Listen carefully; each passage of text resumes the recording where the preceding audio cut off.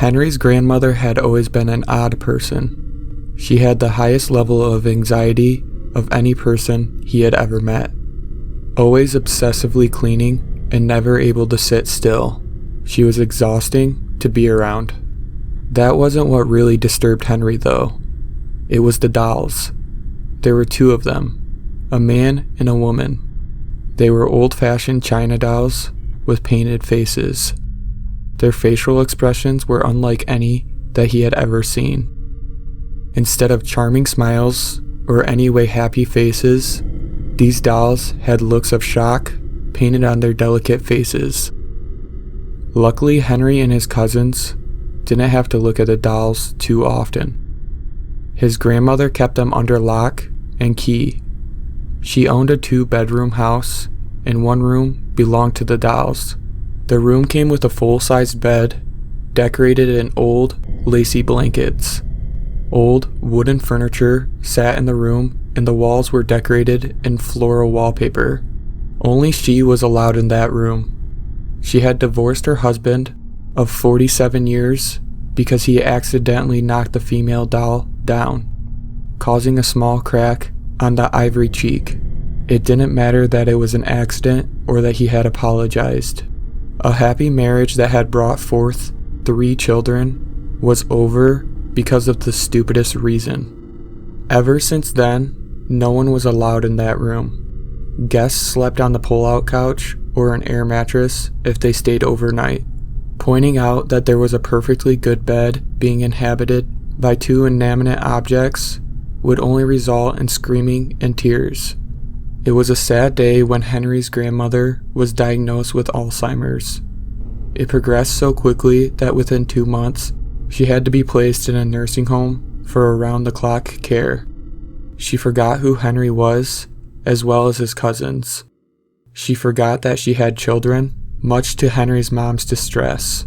She forgot the majority of her life, but until the day she died, she never forgot about her dolls. The staff at the nursing home said that she would cry at night.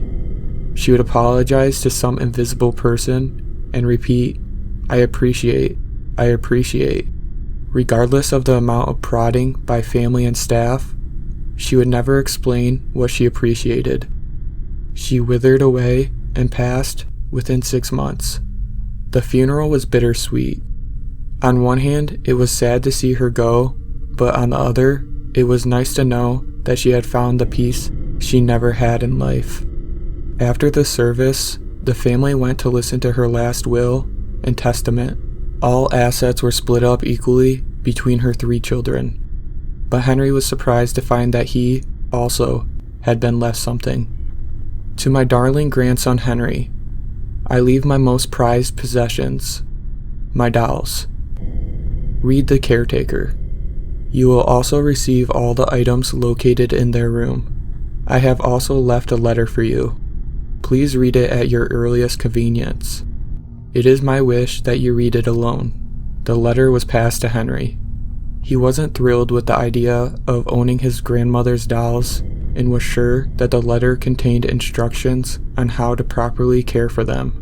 He would read the letter as his grandmother said, but he had every intention of leaving the dolls in a box in his attic and sending the rest to Goodwill. He retrieved the dolls the next day. He would call his local Goodwill to pick everything up sometime later in the week. He placed the dolls in a cardboard box and dropped them by his couch when he got home. Before pulling down the ladder to the attic, he carefully opened his grandmother's letter. "Sweet Henry, what I am going to tell you is going to sound impossible, but please believe me when I say that it is all true. When I was a little girl, I grew up very poor. I had parents who loved me, but they barely had the money to keep us fed. A couple blocks from my house was a toy store called Ollie's Toys. Sitting in the window was a beautiful China doll. I wanted it so badly. I would beg my parents all of the time to get it for me, but alas, we did not have the money. A troop of gypsies set up camp in our little town for a few weeks. They offered fortune-telling and miracle cures and other mystical things. Daddy told me that they were liars who liked to swindle people out of their hard-earned money. One day I passed Ollie's when I saw that the doll in the window was gone. I went to the owner of the store and he said someone had bought it. In my childhood innocence, I convinced myself that my parents had given in to my pleas and saved up enough money for the doll. I ran home, truly believing it would be there waiting for me. My happiness was dashed when I realized they hadn't bought the doll. I cried, and they tried to comfort me, softly reminding me that they couldn't afford the doll. In a moment of anger that I will regret forever, I told them I hated them and ran out the door. I found myself at the campsite of the gypsies. I was crying uncontrollably. A woman in odd clothing came up to me and asked me what was wrong. Through my sobs, I explained everything. She tutted and invited me into her tent. It was lavish with pillows and curtains and a round table in the center. She told me to have a seat. You, young one, lack appreciation for what you have. This stumped me as I was so poor I had nothing. But the woman continued, I have a way to give you what you want and teach you to appreciate what you have. When you go home, you'll have not one, but 2 China dolls. These dolls shall teach you the lessons you lack. I explained I couldn't pay her, but she insisted that it was free of charge. I hugged her, thanking her, and took off home. When I got there, the dolls lay on the ground a couple feet away from each other. Something was familiar about them, but I put the thought aside. I played with them for hours before I realized that my parents were not home. In fact, the fireplace was still burning. My parents never left the house with the fire still burning. I called out for them in a panic, but could not find them. That's when I noticed the small bracelet on the girl's doll's wrist. It was the same as my mother's, who had gotten it from her mother. She never took it off. I stepped back and looked at the dolls. Their hair, their clothes, the color of their eyes. I gasped in horror. My parents had never left. I had been playing with them for hours. I ran as quickly as I could back to the gypsy camp, ready to plead for the mysterious woman to turn my parents back into themselves. I understood what the woman meant by appreciating what I had, and by God, I did. I had learned my lesson. I rounded the corner, only to find that the gypsies had already left town. I prayed, I cried, I screamed into the night, but when I got home, I was greeted by 2 China dolls. Nothing I do can make up for what I have done, but I have tried my best. All the furniture you inherited came from their bedroom.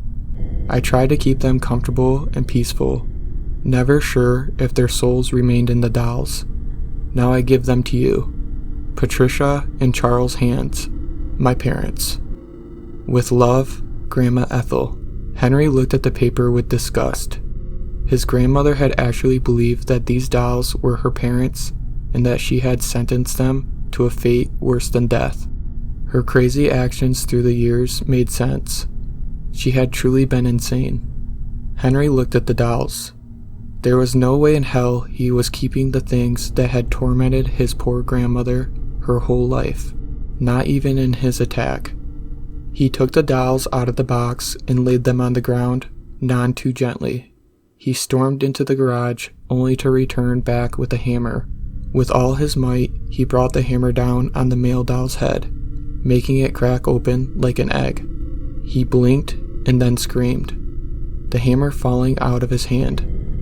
Lying where the doll had been a moment ago was the body of a man. His face was crushed in and blood was pooling everywhere. He was wearing the same clothes that the doll had been wearing. Henry stared in shock as he realized that he had just killed his great-grandfather.